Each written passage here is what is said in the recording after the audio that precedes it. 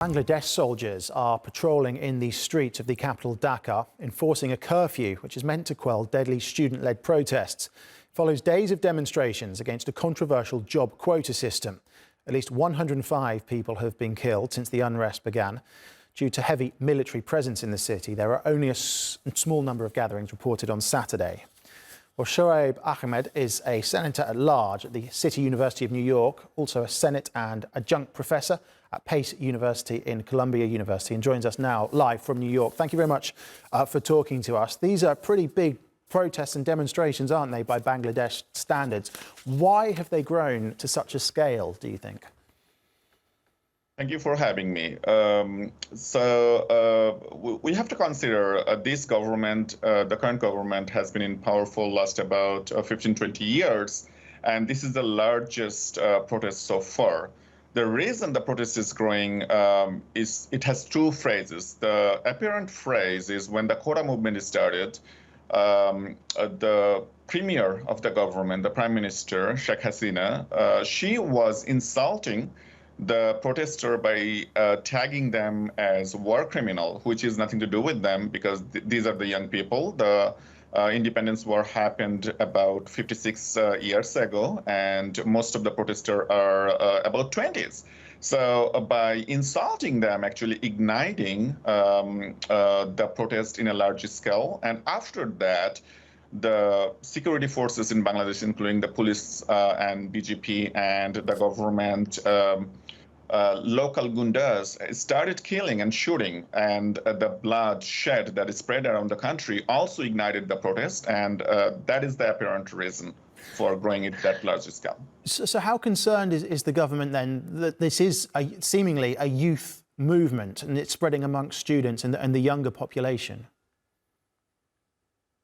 I think the government is very concerned right now. They took it very lightly. They thought that they could dissolve this protest just by how they dissolved the last few protests in last couple of years when the so-called war criminal were hanged. The opposition parties, especially Jamaat Islami leaders and BNP leaders, were executed based on the war crime allegations, which is highly questionable around the world, the standard of the justice.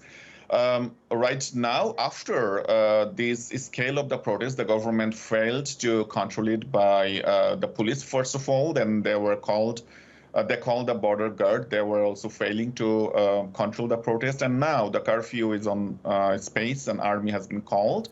So this is the last stage the government can have to control this kind of mass protest. I think if now is the time to see if the government can come to a peaceful agreement with the protester and acknowledge their fault and meet their demand, and the protester go back home.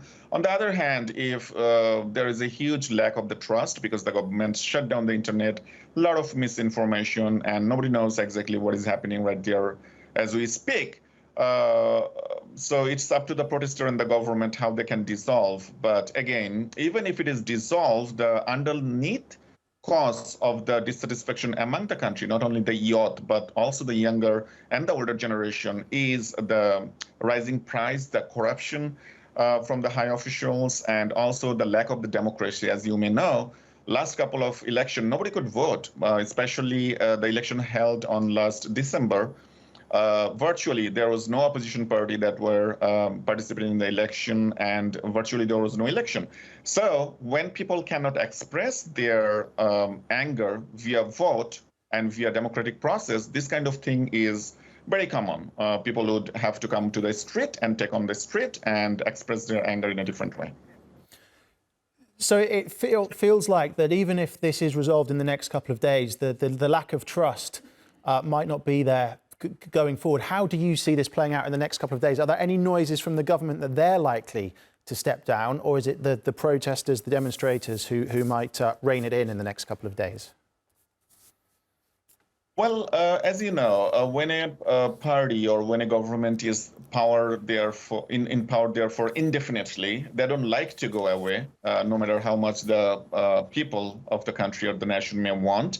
So they will try their best to be, and as you know, the history of the South Asian countries, and nobody virtually were stepping down from their positions. So they will try their best to be in the power.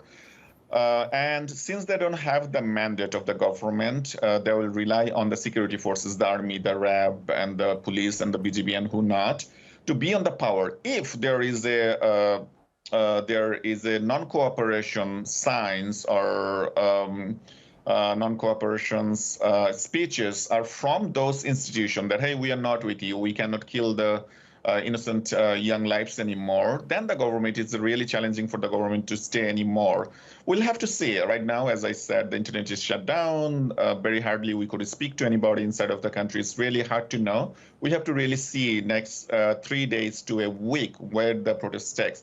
Now, taking you back a little bit of the history, even though the army is on the street, but Bangladesh was under the army rule for a long time, from 1980s to 1990, about 10 years. It was under the General Arshad's rule, and General Arshad couldn't hold his power, even the army was fully under him. So it is now up to 3 to 7 days to see how the people and the government can tackle each other. Okay, Shoaib Ahame, thank you very much for your time and thank you for talking to us. Thanks for having me.